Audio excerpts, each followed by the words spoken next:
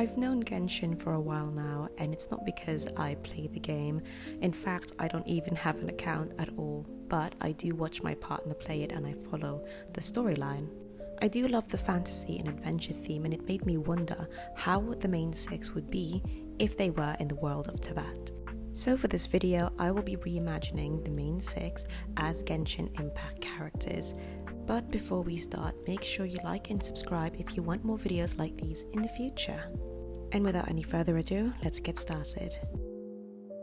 We're going to start off with Pinkie Pie, and she's this bubbly, very enthusiastic and energetic pony.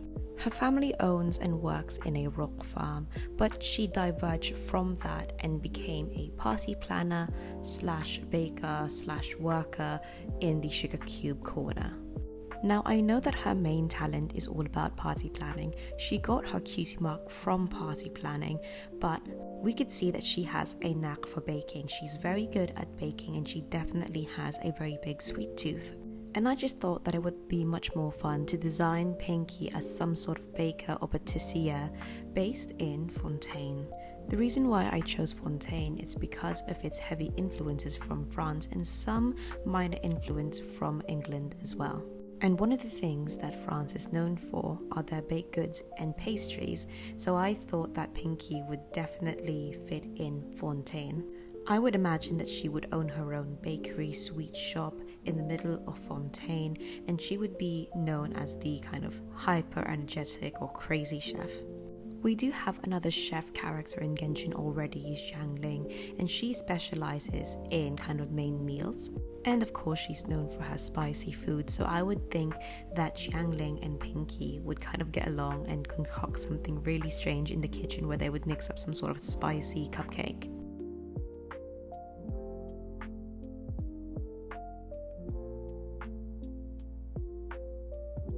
For her character design, I of course wanted her to fit into Fontaine's fashion, and to me their fashion is very Georgian-esque.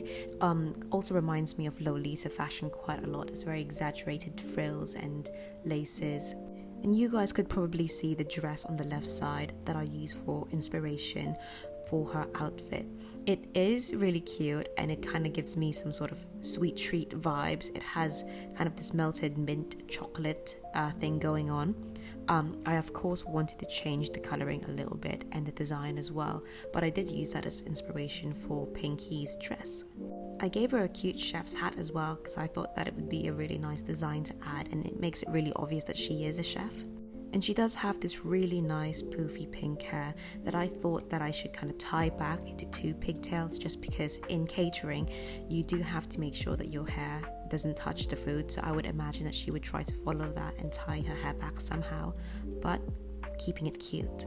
And for her weapon, I wanted to give her a great sword, but I wanted it to be one of those weapons that don't look like a weapon, and I thought it'd be really funny if she carries around this giant whisk and she uses that to fight against enemies.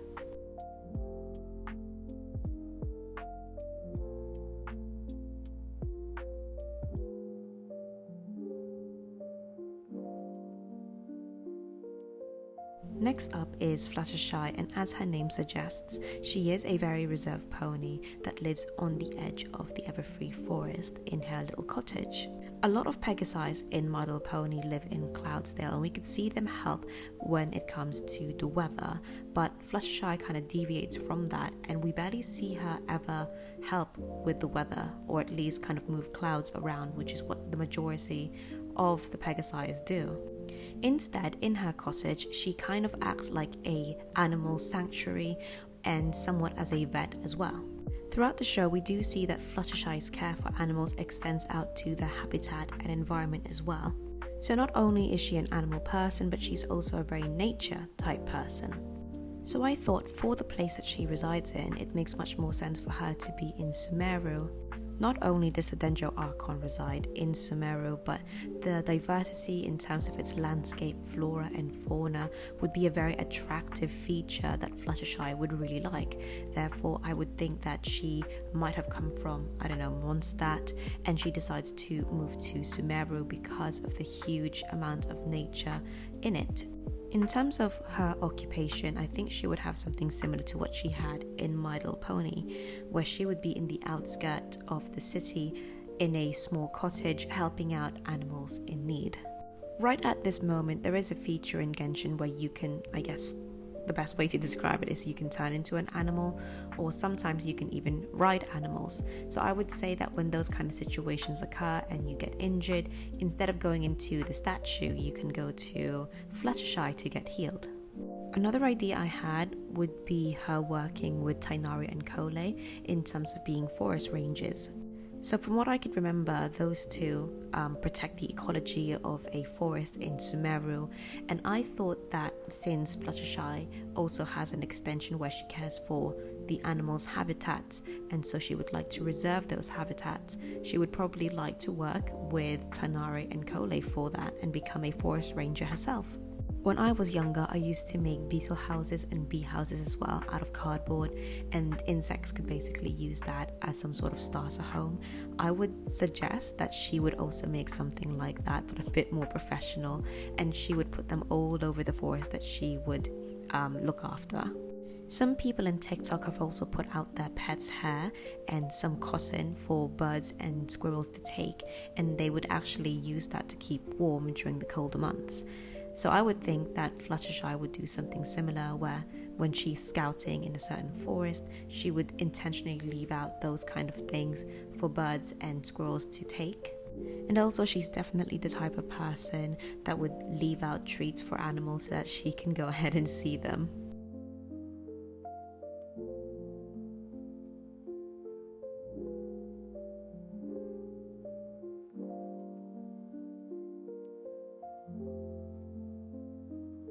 Now, in terms of her character design, we know that Sumeru is inspired by lots of different cultures around South Asia and some from the Middle Eastern areas as well.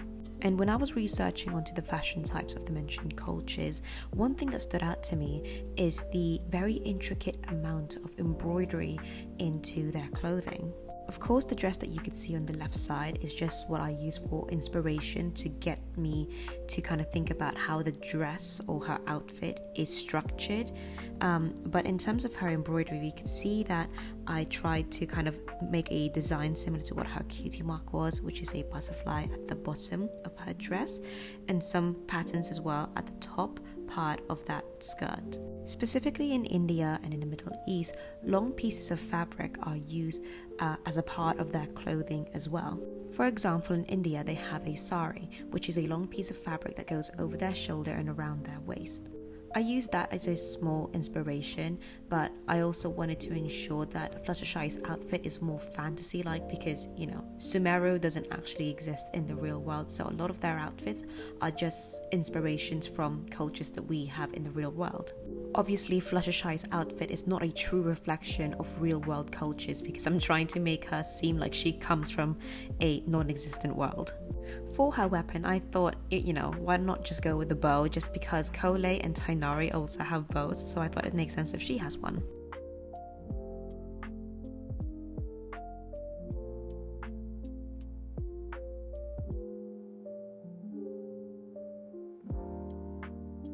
For Rarity, we know that she's a dress designer. She's a bit dramatic personality-wise, and she tries to use fashion at every opportunity she gets. She's also the element of generosity, and we can see that reflect on her personality, on the fact that she always tries to help people and give them things that they don't really ask for, just because she wants to share and she loves to share. And I think at the end of the show, we are told that she opened up shop all across Equestria, so she's definitely that businesswoman. And just that fact alone made me think that she would definitely fit in Fontaine. I know that we've already said that Pinkie Pie would be in Fontaine, but I think that Rarity would also fit in that region as well. I said earlier that France was known for their cuisine, but one of the other things that France is known for is their fashion. I mentioned earlier how Fontaine's fashion style reminded me of the England's Georgian era, and I still stand by it, and it does remind me of a very coquette style. I also see some influences of Lolita fashion in a lot of their female characters as well, which is alright. And that's the kind of outfit I was going for when it came to Pinkie Pie and now coming to Rarity. And I saw this really cute dress in Pinterest, and I thought that definitely is something that Rarity would wear, especially with the petticoat on top. In terms of her occupation, kind of like Fluttershy, I don't really see the reason why she would change occupations in Genshin. So I would say that she would also be kind of like a dress designer or an outfit designer in Fontaine, and it would be really fun if you can go to her shop as a character, and that's when you can kind of customize your character's aesthetics a bit more.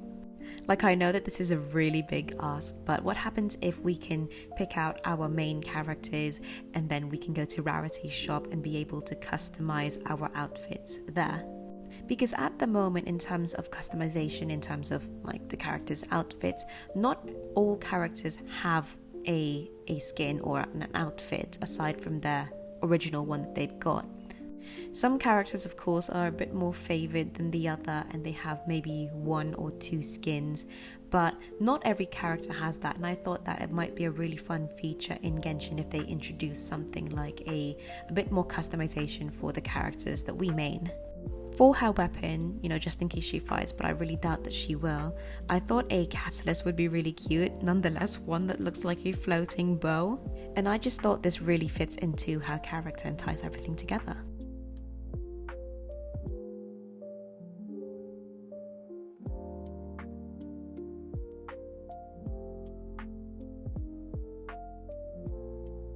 Applejack is a farmer that resides in Ponyville, and she works in Sweet Apple Acres farm. Not only is she known for her honesty, but she's also known to be quite competitive, quite stubborn, and of course very hardworking. Throughout the show we could see that she would wake up very early in the morning to start her chores at the farm, but not only that, she's also very committed to her friends and would always be there when it comes to lots of big events and when it comes to helping them. Just like Pinkie Pie, it is also quite evident that she's a very good cook, a very good baker, and she uses her apples as arsenal, and she is basically a specialist when it comes to apple related treats. And when I was thinking about her occupation in Genshin, I was thinking perhaps I should just keep her occupation as is and have her to be a farmer. But the thing is, aside from being a farmer, she is also extremely physically powerful, which is why she could just kick down a tree and then suddenly apples can fall. But not only that, throughout the show, she can be seen carrying heavy things, moving things that seem impossible to move, especially when it comes to protecting her friends. She and Rainbow Dash are kind of like the first 2 people that goes in front of everyone else. And I think that courage and strength should be something that we could focus on when it comes to designing her character in Genshin, instead of focusing her occupation as a farmer. So I thought perhaps she would be much better in a leadership position, kind of like maybe a sheriff. Like perhaps she lives in a kind of small town and people rely on her leadership and strength to kind of pull through. And I guess like in terms of raids or bandits, she would be the one to help out first thing. And if not a sheriff, perhaps some sort of lumberjack instead. Just because her name sort of derives from lumberjack, which is someone that cuts down trees and collects wood, I guess.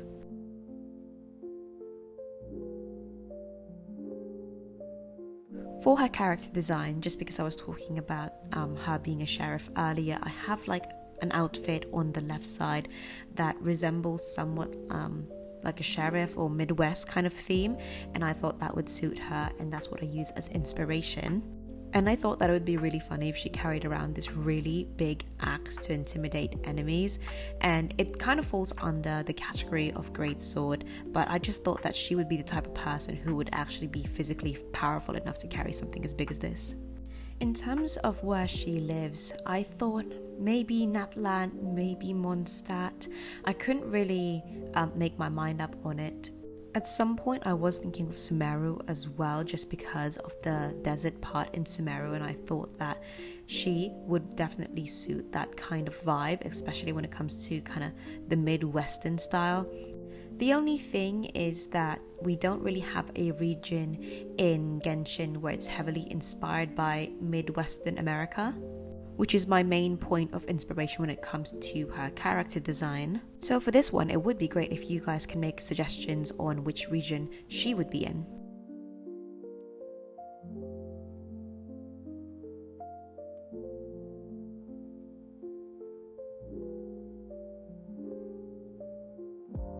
Rainbow Dash is just as competitive as Applejack, and we do see them compete with each other quite a few times throughout the show.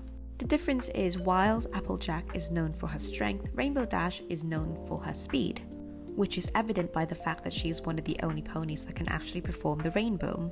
In terms of her occupation in My Little Pony, I wasn't really too sure what her actual occupation was at the first few seasons before she became a Wonderbolt. We can see that she helped out with the weather from time to time, but I wasn't really entirely sure if that was kind of like her full-time job, because she kind of did it quite sporadically. But we do know that she gets her dream job of becoming a Wonderbolt, and she stuck to that until the very end of the series. And to me, I thought it was really obvious where she would be living, and that would be in Inazuma. I don't think she would have been a big fan of that no vision kind of thing that happened at the first part of Inazuma when we first came in. But I would say that she may be one of those people that was kind of like the resistance, and I feel like she would also be close to Ito, or perhaps be competitive with him and butt heads all of the time.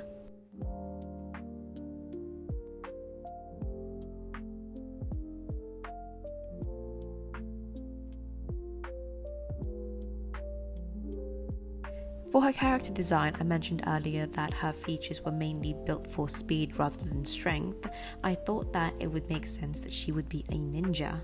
I also mentioned earlier how she would reject Raiden's kind of proposition or idea when it comes to no visions allowed in Inazuma.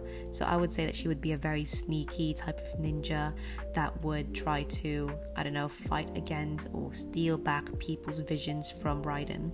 I found this outfit in Pinterest again, and I thought that the way it's structured kind of makes sense to how she would be as a character in Genshin. I also grew up watching Naruto, which is the biggest ninja type show out there in the anime world, and you guys can probably see the kind of inspiration I took from that show onto Rainbow Dash's outfit as well, with the bandages and fishnets.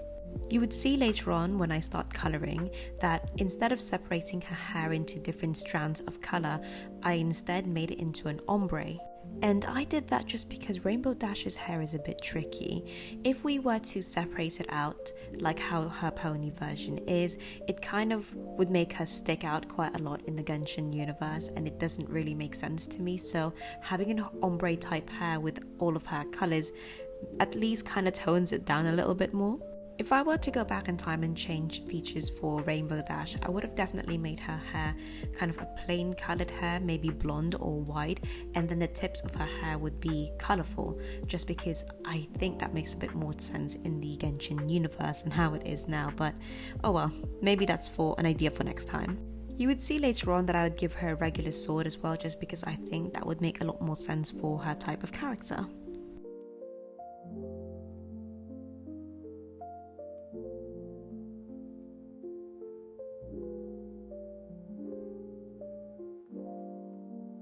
Lastly, we have Twilight, who's the princess of friendship. Before she became a princess, I was a bit confused about what her actual occupation was when she first started off in Ponyville. I guess she is a student of Celestia's, and upon moving to Ponyville, she kind of acted like a librarian.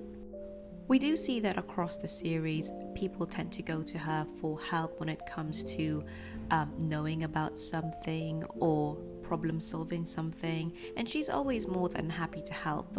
And then, although it is quite controversial, after she got turned into a princess, her occupation just kind of went into she's a princess now and she has royal duties. Thing is, I didn't know how I felt about turning her into a princess in the Genshin universe. I wanted something a bit more fitting to the type of pony or person she is.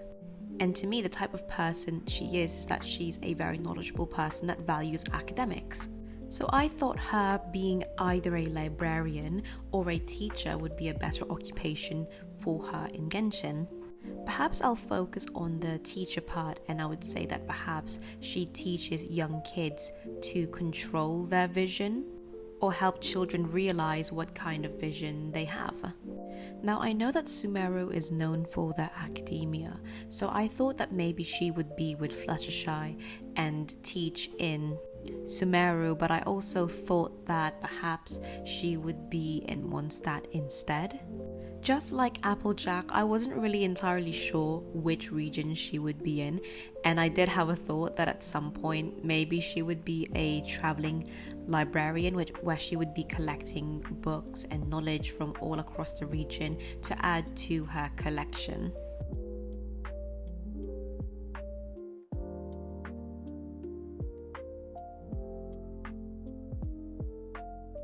For her character design, I wanted an academia aesthetic, which is basically pleated skirt, trench coat, and vest tops, which I think really suited her. Again though, her fashion style doesn't really coincide with any of the fashion styles in Genshin that we know of at the moment. If I had to pick, her style coincides more with Fontaine rather than anything else. And as for her weapon, I thought that she should have a catalyst just like Rarity, but I then changed my mind and gave her a polearm instead. And the reason why I did that is because I wanted the polearm to look like the unicorn horn that she has in My Little Pony, which is what you can see over there. And I added some crystals around it as well to kind of represent the magic and elements of harmony that went on during the My Little Pony show. The thing is though, I think that her playstyle for this would be a bit different compared to a regular polearm. We see that for polearms they're quite physical with the actual spear because it's a spear, but for this particular weapon I think that it should be classed as a weapon of its own, kind of like a staff, because let's be honest, it is basically a magical staff. But to be fair, with the way it looks, even though it kind of looks a bit awkward, it still has a sharp end onto it, so I'm pretty sure that if we were to translate that into the way polearms are used in Genshin right now, it would work just fine.